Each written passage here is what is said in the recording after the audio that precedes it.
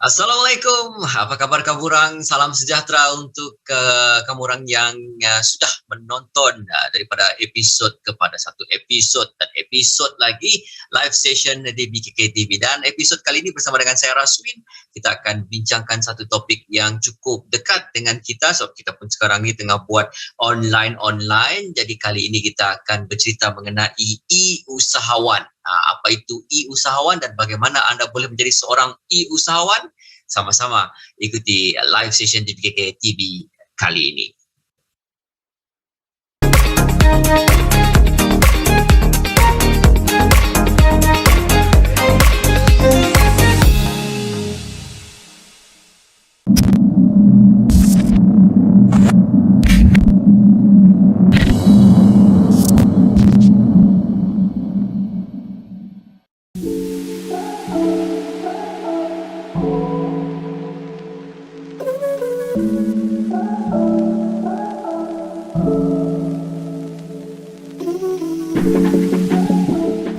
Basret Mayor bersama Ketua Jabatan di BKK telah diadakan pada 15 November 2021.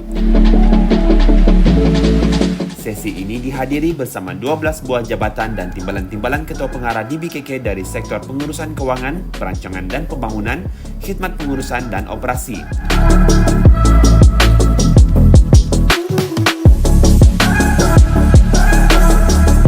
Objektif utama sesi Basret Mayor bersama Ketua Jabatan ini adalah bagi membuat pemeriksaan keteraturan am Bandaraya Kota Kinabalu selain mengambil kira kawasan-kawasan yang kerap berlaku banjir.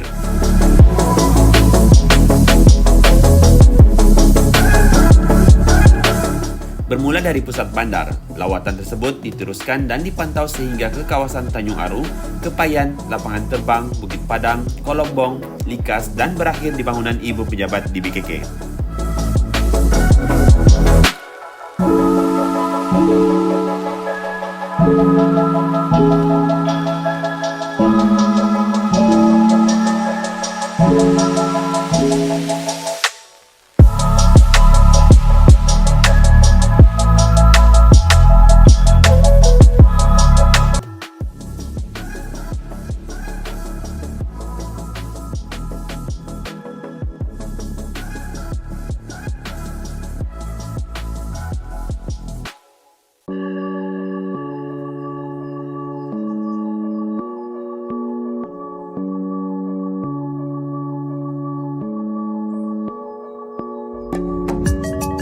Pandemik COVID-19 telah banyak memberi kesan kepada peniaga-peniaga tempatan, khususnya kepada peniaga pasar tamu.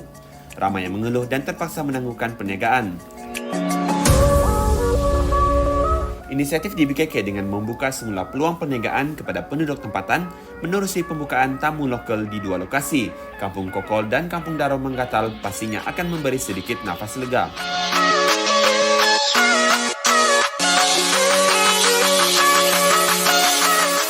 Pelancaran pembukaan kedua-dua tamu lokal itu telah disempurnakan oleh Yang Berhormat Datuk Abidin bin Mandi Gir, Pembantu Menteri kepada Ketua Menteri Sabah, merangkap Menteri yang bertanggungjawab kepada di BKK.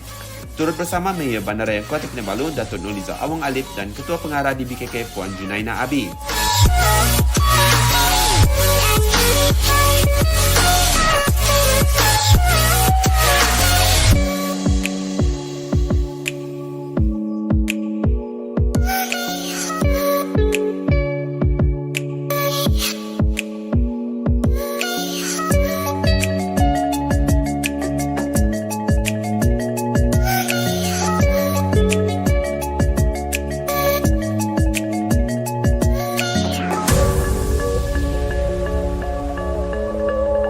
Pelbagai jenis produk jualan dijual, yang mana produk-produk tersebut datangnya dari keluaran tempatan di kawasan sekitar kedua-dua kampung tersebut. Tamu lokal Kampung Kokol dibuka pada hari Sabtu minggu pertama dan ketiga, manakala tamu lokal Kampung Darau dibuka pada Ahad bermula 6 pagi hingga 1 petang.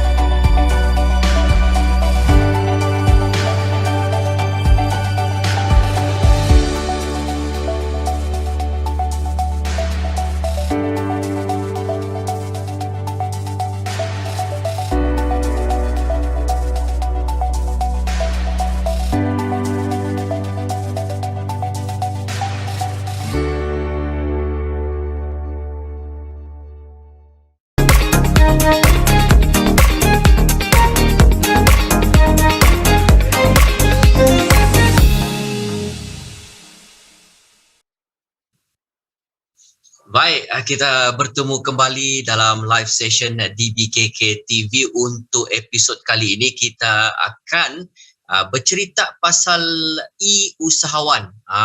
Kadang-kadang dalam masa PKP ini kita ada banyak e-wallet, e-usahawan, e-commerce dan sebagainya. Jadi untuk topik kali ini kita menjemput satu tetamu ataupun panel jemputan kita. Hari ini kita ada Puan Wan Raizah Matsah yang merupakan salah seorang usahawan digital di Kota Kinabalu, Sabah ini. Assalamualaikum Puan. Waalaikumsalam. Terima kasih menjemput saya. Apa kabar hari ini? Alhamdulillah. Hari ini agak sibuk tadi pagi tapi sempat meluangkan masa juga untuk dengan di BKK TV hari ini. Jadi kita cuma mengucapkan terima kasih sebab sudi berkongsi pengalaman untuk sesi kali ini, dan kita terus kepada soalan kita yang pertama ni Puan.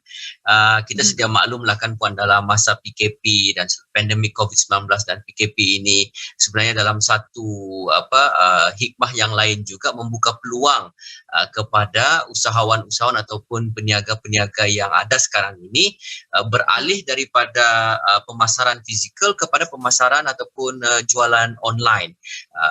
Jadi mengikut pengalaman Puan sendirilah, apakah perkara pertama yang perlu kita fikirkan, kita rancang untuk kita menceburkan diri ataupun beralih ke perniagaan dunia digital ni Puan?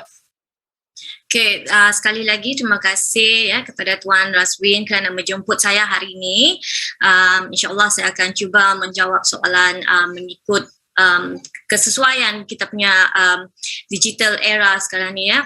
So untuk soalan yang pertama, saya mana-mana bisnes ya, perniagaan, kita perlu decide dulu apa perniagaan yang kita perlu lakukan ya. Kita decide kita punya business idea. So daripada sana kita analyze, kita buat product research ya, and then apa masalah yang ingin kita selesaikan ya, and yang kedua ialah kita validate kita punya business, iaitu kita buat survey dengan potential customer ya, kita bertanyakan lebih banyak soalan sama ada business idea kita itu bersesuaian atau tidak. Okay, dan seterusnya kita boleh buat business plan. Ya, tanpa business plan ni seperti saya dulu ya, tanpa business plan saya selalu terjun ke laut. Ya, so penting ada business plan, kita tahu ke mana hala tuju bisnes kita, dan seterusnya ceburi perbanyakkan ilmu dalam digital. Okay, kita ada banyak platform sekarang ni, e-commerce platform ya, seperti Shopee, Lazada, also kita ada Instagram, Facebook, Google Business dan banyak lagi. Okay, so seterusnya daripada sana selepas kita pelajari semua tu dan kita kena make it legal.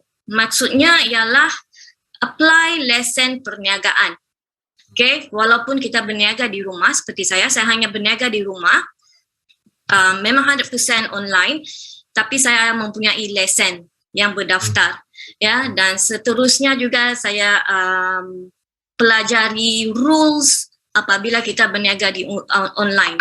Kita tetap ada undang-undang ya, so kita perlu kenal semua undang-undang yang orang bilang kita patut patuhi. Okay, and dan seterusnya dari sana kita define kita punya brand image ya, dan juga kita buat kita punya company logo. Ya, itu soalan saya, jawapan saya lah. Itu bermakna sebelum kita sebelum kita terjun ke sesuatu bidang itu kita kena pelajari, teliti dulu, dan rebranding itu cukup penting juga ya Puan, betul. Untuk ke portfolio kita sebagai usahawan dalam era digital ini. Dan seterusnya Puan, dalam era COVID-19 ini kalau diikutkan ekonomi itu terjejas lah kan. Itu merupakan antara satu cabaran besar untuk usahawan-usahawan yang mungkin ada sewa kedai. Mungkin tadi Puan bilang bekerja dari rumah, berniaga dari rumah. Tapi ada setengah-setengah itu dengan sewa kedai apa semua itu. Dan mereka sebenarnya memerlukan bantuan.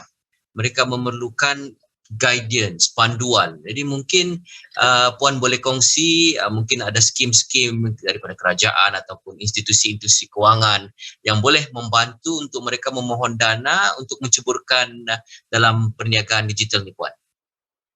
Okay, di Sabah sahaja ya, kita ada banyak bantuan sebenarnya. Okay, seperti saya sangat bergiat, saya sangat apa orang bilang follow dengan setiap badan-badan agensi yang berkaitan dengan perniagaan saya.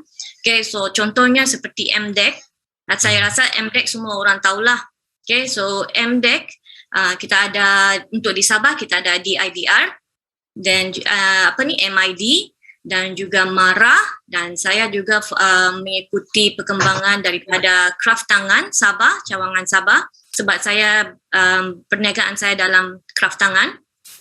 Okay, and kita juga ada banyak dari segi e-payment, ya, contohnya Senam Pay yang mana kita boleh membuat pembayaran melalui e-wallet dan sebagainya. So cara-cara kita mau apply ialah memang kita tidak dapat mengikuti semua update atau info-info yang terkini daripada badan-badan agensi.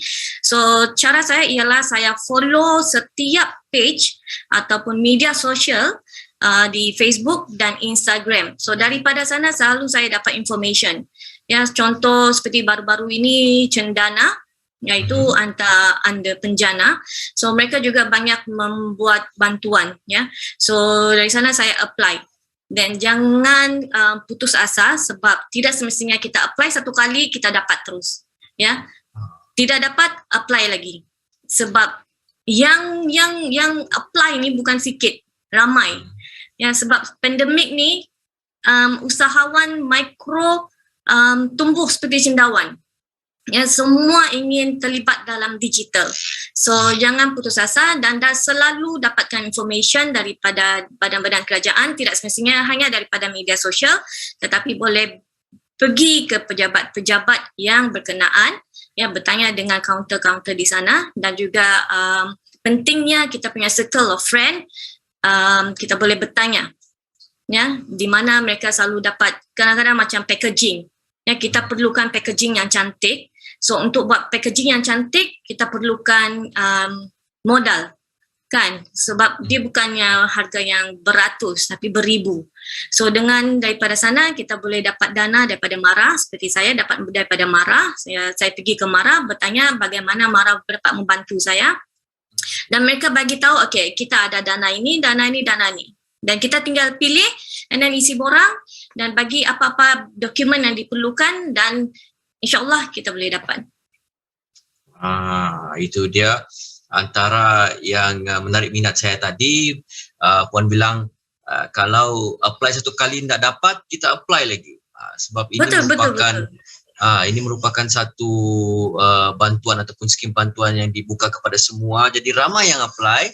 Jadi kadang-kadang permohonan tu tercicir, jangan risau, kita apply lagi balik sampai kita dapat, supaya, dan kalau rasa macam ada benda-benda yang kita ragu-ragu, terus tanya kepada mereka-mereka yang sudah pernah apply dalam skim-skim ini, kan Puan? Ya, betul-betul. Sebab saya pun, ini pun terjadi kepada diri saya sendiri, ya, bila saya apply untuk Cendana dengan penjana, saya apply 3 kali, yang ketiga kali baru saya dapat.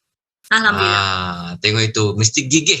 Kita mesti gigih dan dapatkan segala informasi yang memang betul semuanya di hujung jari, tapi kalau ada yang tidak paham, boleh tanya kepada mereka-mereka yang sudah apply, sudah dapat macam mana, dan selepas itu manfaatkanlah dana-dana itu untuk memajukan perniagaan. Baik Puan, sebelum kita cerita panjang lebar lagi mengenai topik kita e-usahawan, kita berehat seketika, kita akan kembali selepas ini. Jangan ke mana-mana, live station di BKK TV.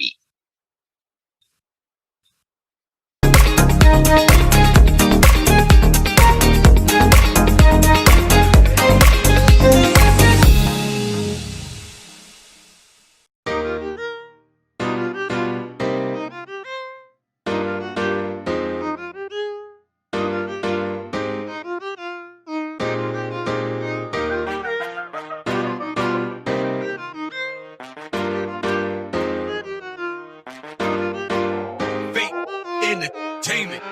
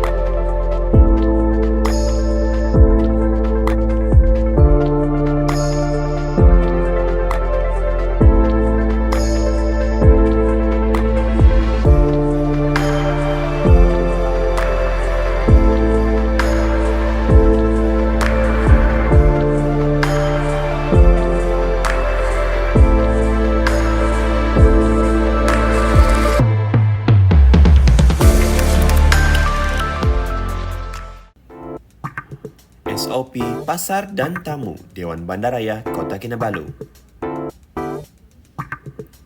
Imbas kod MySejahtera di pintu masuk dan di setiap gerai yang anda lawati. Hanya pelanggan dan pekerja lengkap divaksin dan berstatus risiko rendah sahaja dibenarkan. Periksa suhu badan anda di tempat pemeriksaan suhu sebelum masuk. Sentiasa memakai pelitup muka setiap masa. Pengawalan bilangan pengunjung dan menetapkan laluan keluar masuk. Dan pastikan penjarakan antara pelanggan adalah 1 meter semasa pembelian, 2 meter antara gerai. Lakukan pembersihan dan nyakuman dengan kerap. Digalakkan penggunaan peralatan makan biodegradable pakai buang.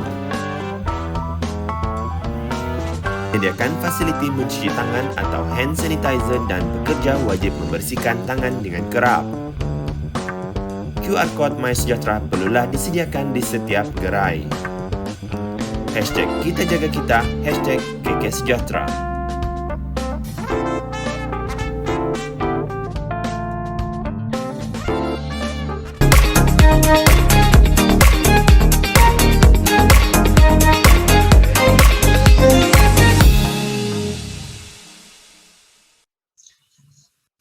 Baik, live session di BKK TV kali ini kita bersama-sama dengan Puan Wan Raziah yang akan bercerita sama kita mengenai bisnes dia, macam mana digital platform ini boleh membantu perniagaan anda juga. Tapi sebelum itu kita tadi cerita panjang juga mengenai macam mana mau dapatkan bantuan di mana. Mungkin Puan boleh juga cerita sedikit daripada sudut bisnes Puan itu sendiri. Apa bisnes yang Puan jeburi dan macam mana platform digital ini dapat bantu Puan sendiri dalam memajukan bisnes Puan. Okay, terima kasih. Saya berniaga online daripada 2018. Ya, saya memang fully online, tidak ada premise. Dan daripada sana saya pelajari bagaimana untuk memasarkan perniagaan saya di online. Okay, perniagaan saya ialah berkaitan dengan songket. Saya lebih kepada ethical fashion. Ya, sebab saya menggunakan songket dasar Sabah. Mungkin ramai yang tidak tahu kewujudan songket dasar Sabah yang ditenun khas oleh kaum Iranun di Kota Belud. Ya, dan daripada kain songket dasar ini seperti ini ya, saya ada banyak.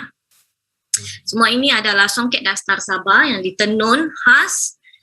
Daripada ini saya jadikan produk. Okay, so daripada kain songket dasar ni saya hasilkan sanitizer holder bersesuaian dengan kita punya pandemik ya. Saya cipta ni pun selepas pandemik, okay, di mana ramai orang menggunakan hand sanitizer. Okay, so saya memberi saya mendapat masalah. Ya, kita kan dalam bisnes kita mencari masalah daripada pelanggan dan kita cipta satu solution. So itu perniagaan saya. Saya tidak hanya menggunakan songket dasar Sabah, saya juga menggunakan songket jacket. Okay, songket jacket ialah songket yang kita boleh dapat di mana-mana kedai kain. Ya, itu songket biasa yang sama ada menggunakan mesin ataupun ditenun tapi bukan dibuat daripada Sabah.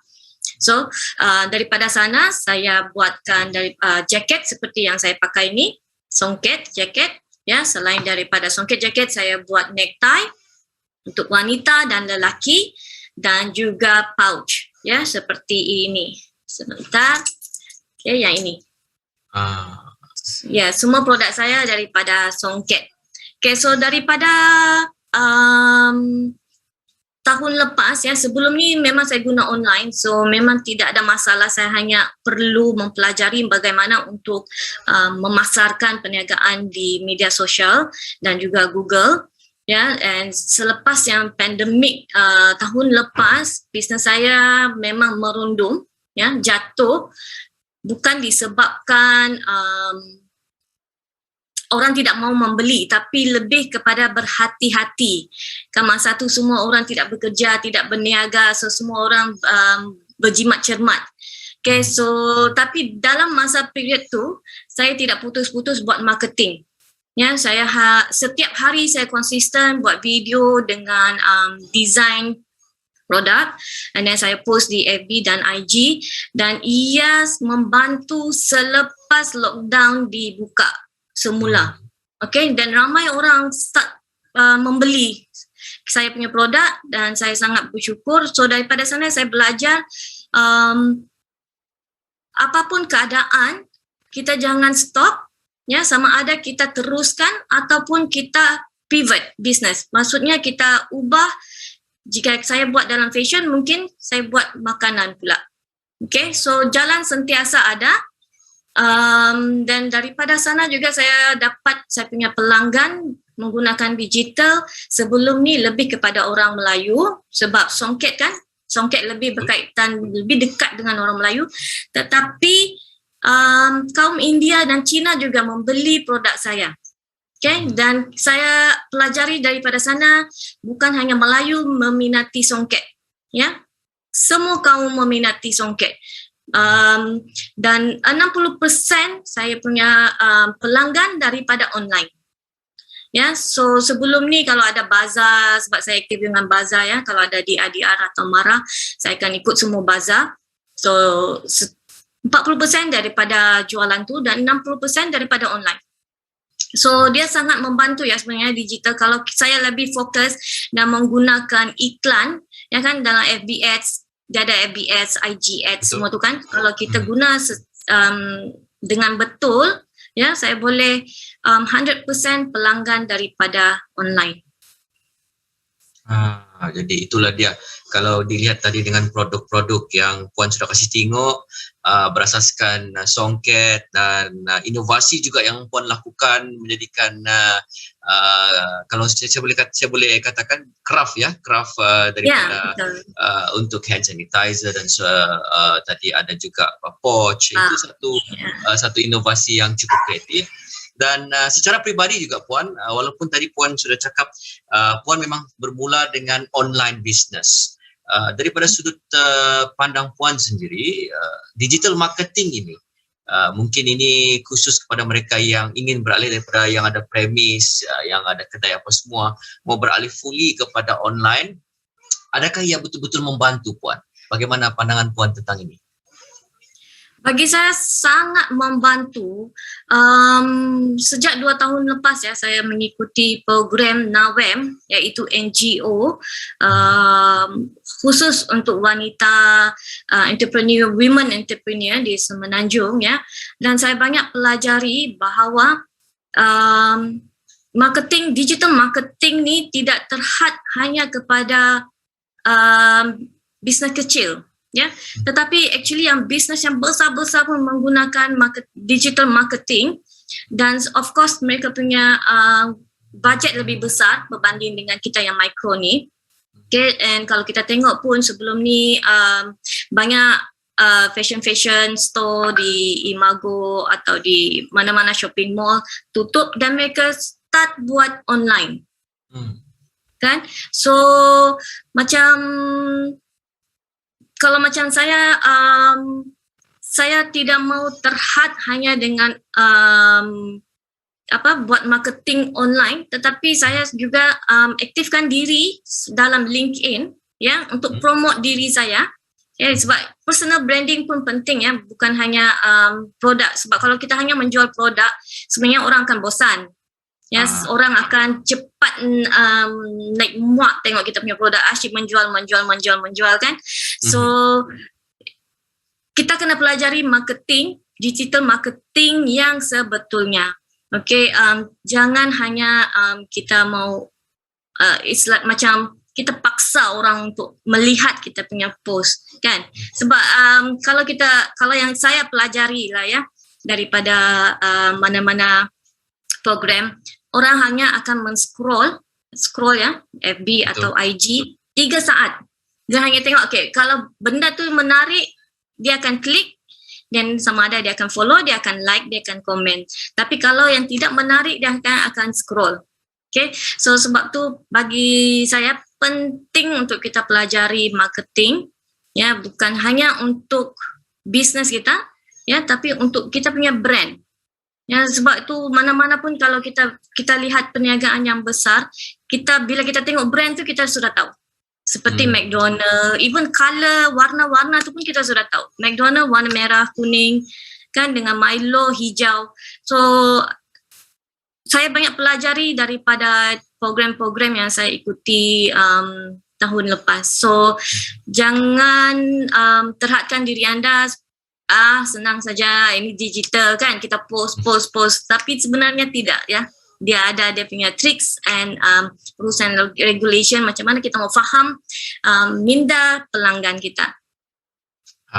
Betul. Dia ada teknik digital marketing yang berkesan, yang boleh memberikan impact kepada audiens ataupun netizen yang menonton ataupun melihat. Jadi kena pelbagaikan treatment supaya anda boleh reach out kepada mereka-mereka ataupun sasaran anda. Jadi maknanya kena kreatif lah. Ada yang kadang-kadang buat video, ada yang buat poster, banner. Jadi itu adalah TikTok. Itu pun salah satu treatment yang bagus, yang mana anda boleh menarik minat pelanggan-pelanggan anda untuk mengenali lebih lanjut mengenai produk, perkhidmatan dan juga diri anda sendiri. Baik Puan, kita akan ke soalan yang terakhir ini. Kita cakap pasal macam mana Puan mencuburi bidang ini, macam mana Puan mempelajari pelbagai teknik dan seterusnya. Puan, dalam masa 2 tahun ini mungkin sangat-sangat mencabar kepada pengusaha, terutamanya yang ada sekarang ini mau recovery balik dan return balik dia punya income.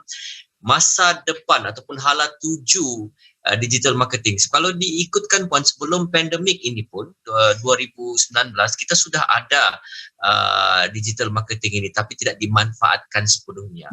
Dalam masa 2 tahun ini baru kita terasa mau guna Skype, mau guna Zoom, baru buka akaun TikTok. Jadi masa depannya Puan, macam mana Puan? Okey, ini pendapat saya, ya. Tidak semestinya betul, tapi bagi pendapat saya, masa depan digital ini berpanjangan. Okay, dia bukan hanya setakat pandemik ni sahaja kita digitalize kita punya bisnes, tapi dia berpanjangan. Sebab memang sudah dijangka, kita ada kalau kita tengok Google, kita buat Google, ya, analisis pasal digital. Setiap tahun mereka sudah analyze, start daripada tahun 2021 hingga 2022 dan seterusnya, video akan lebih menarik minat. Orang akan lebih menonton video daripada still photo. Okay, so that's why ramai orang lebih banyak menggunakan video, live FB dengan TikTok, YouTube, ya, semua tu. Dan semua tu monetize, boleh buat menjana pendapatan. Ya, so jangan fikir digital ini hanya untuk sementara waktu, tapi ini berpanjangan. So masa depan kita jangan fikir, jangan lagi ada fikiran yang konvensional, yang kuno, ya. Kita hanya ada premis, cukup sudah membawa pelanggan. Tetapi dengan bantuan digital ni, seperti kalau kita tengok homestay atau kedai-kedai makan, ya, kalau kita tengok daripada FB, apa nama FB ni, Jesselton, Jesselton homepage ke apa, something. So bila dia tolong promote, ya, this homestay, ya, homestay di Kundasang ke atau makanan yang menarik, so orang berminat, orang akan start sharing. So itu adalah free marketing untuk business owner, kan? So bagi saya masa depan ini sangat penting kita mencuburi dalam digital, dan bagi saya ini adalah satu kewajipan untuk semua business owner terlibat dalam digital dan mempelajari digital dengan lebih mendalam dari segi marketing, dari segi platform yang bersesuaian dengan kita, ya, sebab terlalu banyak. Saya admit terlalu banyak, kadang-kadang saya terlalu sibuk untuk arrange, untuk buat posting setiap media sosial atau e-commerce platform yang saya ada. Tapi daripada sana saya tahu mana satu yang channel yang memberi lebih banyak pendapatan untuk saya dan saya akan fokus ke sana. Ya, so jangan orang bilang walaupun kita, sebab saya tak faham ya, sebab di Sabah ni kita punya internet sangat bermasalah. Ada setengah-setengah tempat, especially pendalamannya, saya sangat sedih juga kadang-kadang bila ada yang kawan-kawan kata diorang tiada internet, mau Zoom pun susah, sekejap keluar termasuk kan. So mungkin itu adalah satu cabaran untuk semua peniaga mikro, seperti saya pun mikro ya, peniaga mikro. Tapi jangan kata itu adalah halangan untuk kita tidak untuk meneruskan lagi kita punya bisnes. Ya, ada banyak cara, ada banyak cara lagi. Kalau internet tidak mengizinkan, bagaimana pula dengan yang student, ya, kita boleh pergi ke sawah padi, panjat pokok untuk dapatkan internet kan, untuk belajar. So masa depan kita terletak di tangan kita sendiri. Okay, so digital sangat-sangat membantu. So bermulalah pelajari daripada yang kecil sehinggalah yang terbesar. InsyaAllah kalau kita konsisten, ya, belajar dan konsisten posting di media sosial, perkenalkan, jangan malu-malu buat live video. Sebenarnya saya pun pemalu. Saya tidak buat live video, live FB semua tu, tapi saya buat video lah. Okay, so tapi daripada sana saya sedar banyak orang yang menonton secara senyap. Kita tidak tahu, kita mungkin tidak banyak like, tapi bila kita tengok insight, ya, kita punya insight information daripada IG atau FB, kita ada ramai viewers. So jangan give up dan teruskan digitalkan bisnes anda, sebab benda ini akan berpanjangan, insya-Allah. Ya, itu dia Puan Raiza Matsah. Betul jugalah dalam kita menghadapi cabaran seperti kemudahan internet itu sendiri, tapi kita mesti bermula dari sekarang, jangan kasih lama. Digitalkan diri kita, mana tahu nanti suatu hari nanti kita dapat tengok juga secara online, mungkin daripada pengusaha-pengusaha mikro, contohnya dari pasar, daripada tamu, daripada gaya street, semua yang boleh beralih kepada konsep digital marketing ini dan memperluaskan lagi jualan mereka ataupun reach out kepada mereka-mereka yang mungkin tidak tahu, ada pula jual begini di situ, ada pula songket dibuat jadi pouch, ada pula songket dibuat daripada. Jadi itu adalah salah satu yang peluang dan ruang untuk kita mempromotkan diri kita dan juga produk ataupun bisnes kita. Baik Puan, terima kasih atas masa yang Puan luangkan bersama dengan DBKK TV. Sebelum kita menutup tirai, pesanan akhir Puan kepada mereka-mereka yang ingin mencuburi digital marketing ni Puan. Saya pun start daripada bawah ya, daripada kosong. Saya hanya mengikut dulu kawan-kawan, tapi bila saya sudah pelajari dan saya banyak bertanya ya daripada kawan-kawan, bagi saya tidak mustahil, tidak kira umur ya, even sekarang orang muda, budak-budak muda ya, boleh buat duit ya, tidak terhad hanya kepada umur yang dewasa, tapi daripada yang muda hinggalah yang ke tua ya.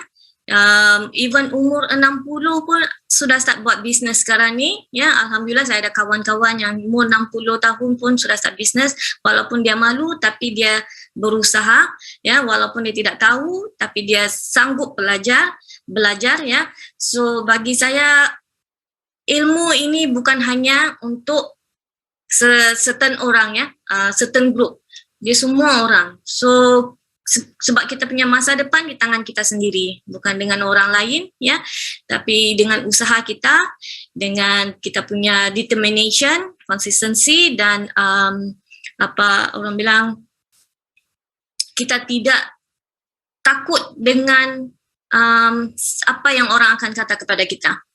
Ya, so selain daripada tu, nasihat saya juga jangan selalu bagi alasan saya tidak tahu, sebab semua itu ada di hujung jari ataupun terpulang kepada kita untuk bertanya atau pergi ke mana-mana badan agensi yang berkaitan dan bertanya. Ya, so teruskan usaha dan insyaAllah pandemik ni membuka lebih banyak ruang, ya, dan ramai NGO, even NGO ya, banyak membantu usahawan-usahawan yang terjejas, ya, dan membuka peluang dari segi buat webinar, seminar, macam SME pun banyak membantu usahawan, ya, bank, telecommunication, macam Maxis, semua tu pun banyak membantu sebenarnya. Terpulang kepada diri kita saja, sama ada kita mau korek ataupun tidak. Ya, yang penting usaha diri sendiri. Itu sahaja. Itu dia, usaha hingga berjaya. Dan itu juga saya ucapkan semoga maju jaya untuk Puan Wan Raizah daripada OR. Wan Raizah, terima kasih sekali lagi, dan kita harapkanlah dalam ujung tahun sampai ke tahun depan ada sinar baharu untuk semua usahawan-usahawan di Kota Kinabalu, Sabah ini, Puan. Terima kasih, Puan. Terima kasih sekali lagi menjemput saya. Sehingga kita berjumpa lagi. Assalamualaikum. Salam.